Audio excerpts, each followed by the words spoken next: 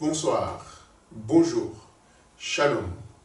Nous continuons la proclamation de la parole de Dieu dans l'Évangile. Aujourd'hui, le chapitre 15. Et dans ce chapitre 15, il est dit au verset 7, « Si vous demeurez en moi et que mes paroles demeurent en vous, demandez tout ce que vous voudrez, cela vous sera accordé. » Qu'est-ce que nous demandons à Dieu?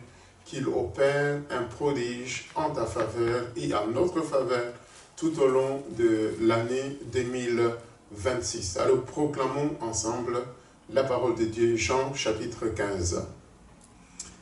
Je suis le vrai cep et mon Père est le vigneron. Tout sarment qui est en moi et qui ne porte pas de fruit, il est retranche. Et tout sarment qui porte du fruit, il le monte, afin qu'il porte encore plus de fruits. Déjà vous êtes purs à cause de la parole que je vous ai annoncée.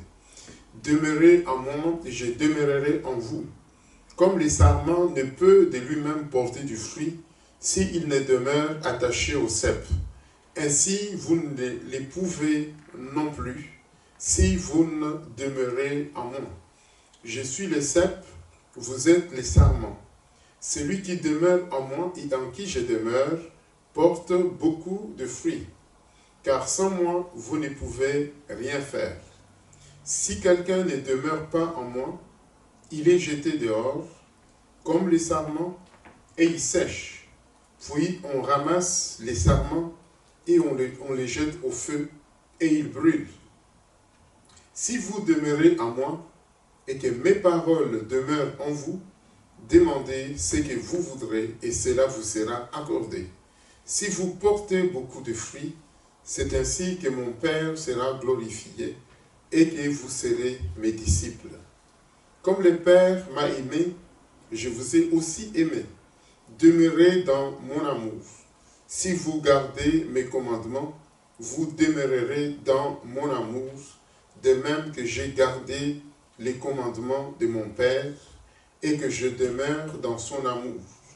Je vous ai dit ces choses afin que ma joie soit en vous et que votre joie soit parfaite. C'est ici mon commandement. Aimez-vous les uns les autres, comme je vous ai aimé. Il n'y a pas de plus grand amour que de donner sa vie pour ses amis. Vous êtes mes amis si vous faites ce que je vous commande. Je ne vous appelle plus serviteur parce que le serviteur ne sait pas ce que fait son maître. Mais je vous ai appelé ami parce que je vous ai fait connaître tout ce que j'ai appris de mon Père. Ce n'est pas vous qui m'avez choisi, mais moi je vous ai choisi et je vous ai établi afin que vous alliez et que vous portiez du fruit et que votre fruit demeure, afin que ce que vous demanderez au Père en mon nom, il vous les donne. Ce que je vous commande, c'est de vous aimer les uns les autres. Si le monde vous hait, sachez qu'il m'a haï avant vous. Si vous étiez du monde, le monde aimerait ce qui est à lui. Mais parce que vous n'êtes pas du monde et que je vous ai choisi du milieu du monde, à cause de cela, le monde vous hait. Souvenez-vous de la parole que je vous ai dite. Le serviteur n'est pas plus grand que son maître.